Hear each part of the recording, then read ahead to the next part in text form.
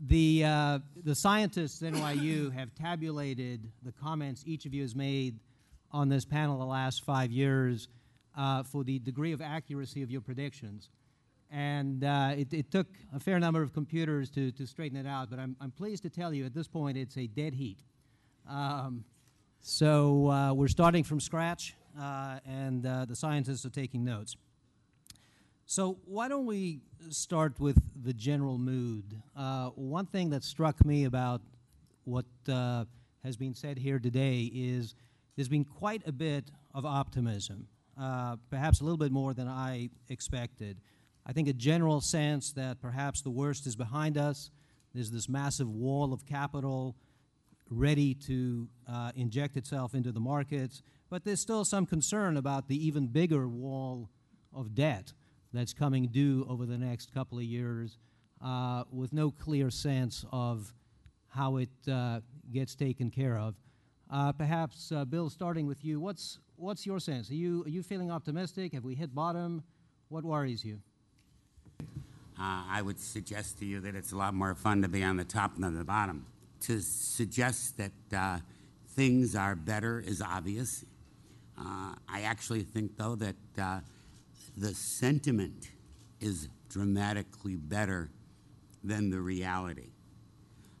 The sentiment a year ago was a depression sentiment. And in fact, no matter how bad the stock prices were, the sentiment was even worse, and the end of the world was coming. I think it's pretty clear a year later that the end of the world didn't come and seems unlikely in the near future. But I think that there's still a missing element, and that's on the demand side. This is a demand recession, not an oversupply real estate recession. So I think that's got to be considered. But when it's all said and done, I've been in the real estate business for too many years, and when it's all said and done, it's all about supply and demand. Nothing of any consequence has been committed or built to be committed since July of '07. That's 3 years. I think it's relatively safe to assume that it's going to be another at least 2 or 3 years.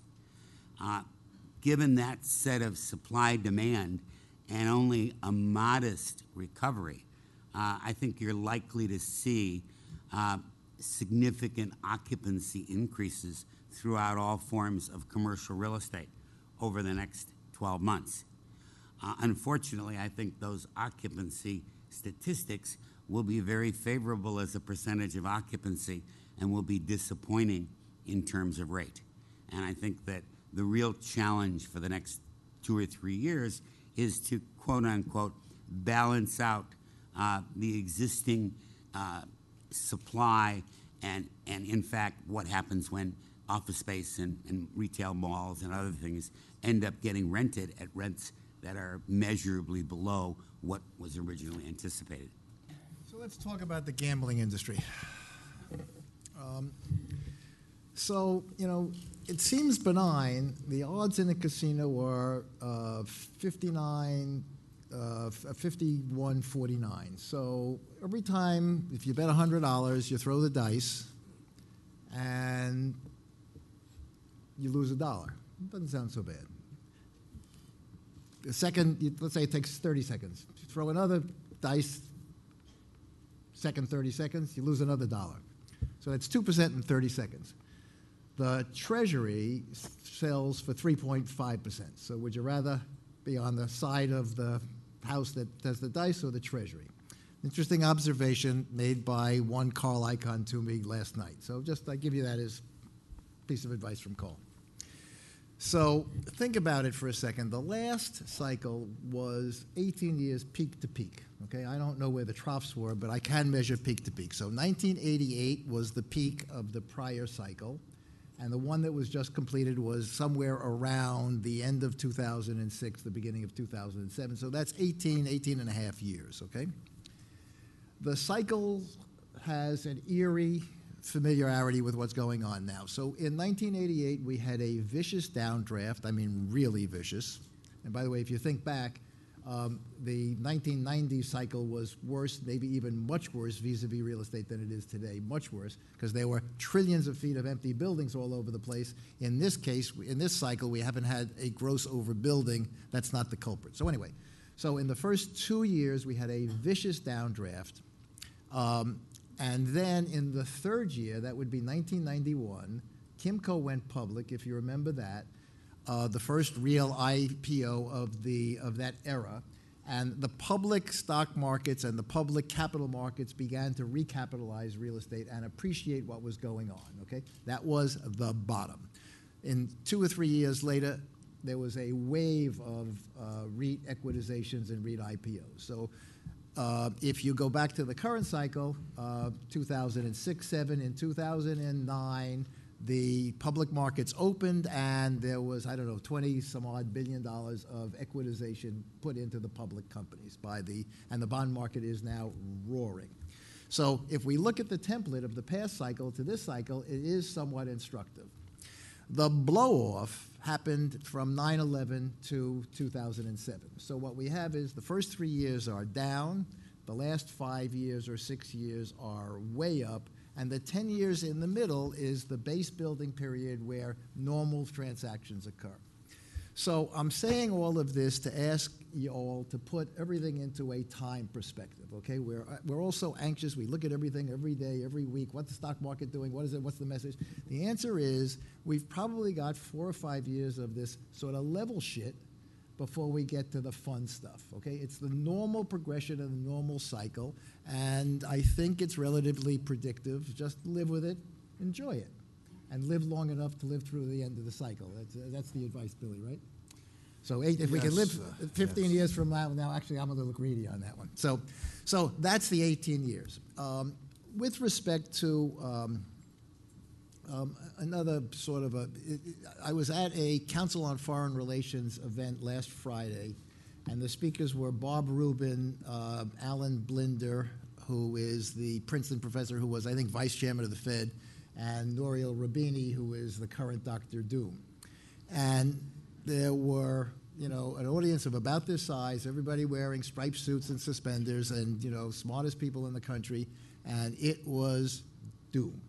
Everything, we talked about the currencies, we talked about the Greece stuff and the Euro land, talked about the deficits. I mean, we talked about the consumer, about the debt rates. There were so many things that were at the end, in the end of it. Bob Rubin pipes up and he says, in one of my past lives, I was a trader, maybe even the boss trader at Goldman Sachs, so I have some belief in markets. And I have listened for an hour of this stuff, and the markets are predicting something totally different. And the markets are saying the stock market is constructive. It's been constructive for the better part of a year and a half now. The bond markets are roaring. This is around the world. The dollar is, on a relative basis, apparently recovering, could you believe?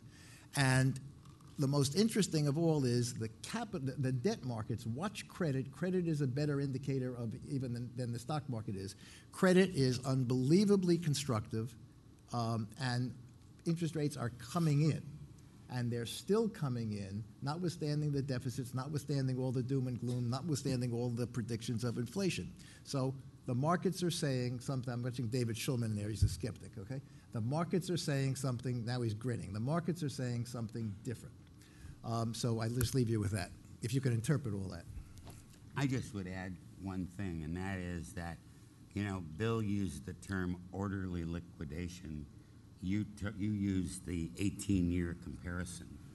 And there's one thing missing from both of your comments, and that is that we are having anything but an orderly liquidation. As a matter of fact, I'd say we're having almost no liquidation. Right. Yeah.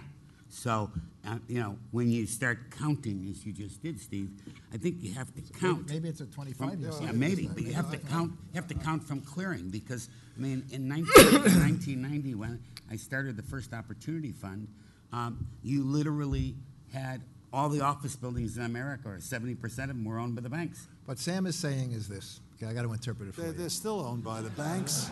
Wait. 70% of the office buildings are still owned by the banks, but the owners just don't know it yet. They do. So what Sam is saying is this. In George Bush the First, the FDIC seized the banks, and they seized the savings. Remember the savings loan? They seized all the assets, and they forced it into liquidation, which took 7 or 8 years from the, was it RTC? Okay. And interestingly enough, God bless the government, they didn't care about the price, they just wanted it to clear so the economy could restart. Okay? So that's one template, one political template, and one economic template. The current regime, I was going to say, current regime is doing apparently exactly the opposite. Exactly. They're kicking the can down the aisle. They're stalling. Instead of an economic solution, it's a political solution. And so the risk is that will prolong the cycle, and maybe we won't live to see the end of it. Let me be a little bit more optimistic, and let me say that recoveries, as Steve and Sam has alluded to, as Steve has said, follow a pattern which is a lot more consistent than disasters. If you look over the years at recoveries, they recover for various reasons, and they climb a wall of worry, and there's bad press throughout the recovery. But the pattern is fairly consistent, where you never know what's going to trigger a downturn, what event is going to trigger a downturn, or how long the downturn will be. So that's the good part. But the world is going through a period that will take a while, and what the world is going through is deleveraging.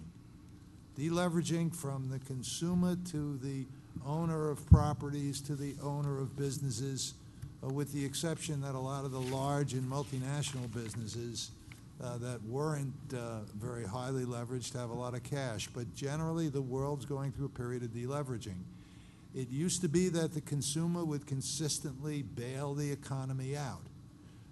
We have today what is more of a manufacturing recovery, believe it or not, in the United States, rather than a consumer-led recovery. We have this massive debt that we're creating for our grandchildren, and the only way, it's just going to take a while to get out of this. And the only way I see us getting out of the situation over time is through slower growth, the consumer leveraging less and continuing to unleverage, and as well, inflation that's not so high as to cause monetary policy and interest rates to skyrocket, but enough so that the government can monetize the debt that they're creating today. And now there's no longer talk about how much debt you owe. The talk is how much debt do I owe as a percentage of my GDP? And as long as the percentage of the GDP is within a range that some economists say are all right, well, that's fine. But there are a lot of very difficult and ominous things out there, but I do believe that over the next 3 or 4 years, we will have a recovery, but we will have a lot of pain with the recovery because there's still a tremendous amount of over-leveraged properties out there.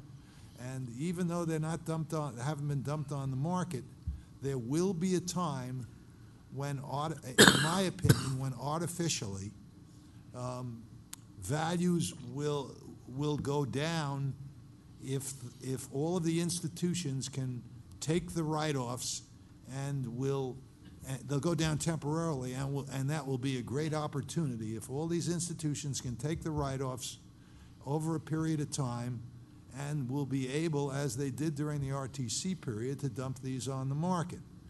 Then you will have you'll be in the midst of a recovery, but you might have a vast dumping of properties, and then that might create a temporary opportunity where you will buy something for much less than the then value with an optimistic look at the world.